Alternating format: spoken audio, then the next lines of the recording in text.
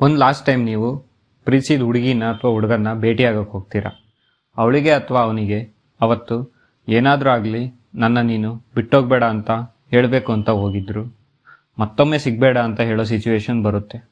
ಇದು day 6 of finding and suggesting good Kannada short films.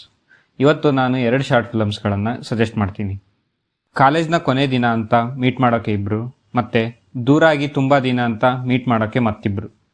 ಒಂದೆಡೆ ಸಿಹಿ ನೆನಪುಗಳನ್ನು ನೆನಪು ಮಾಡಿಕೊಳ್ತಾ ನಾನು ನಿನ್ನ ಇಷ್ಟಪಡ್ತಿದ್ದೆ ಅಂತ ಹೇಳೋ ಹುಡುಗಿ, ಇನ್ನೊಂದು ಕಡೆ ಚಿಕ್ಕ ಚಿಕ್ಕ ಕಾರಣಗಳಿಗೆ ದೂರ ಆದ್ವಲ್ಲ ಅನ್ನೋ ಹುಡುಗಿ.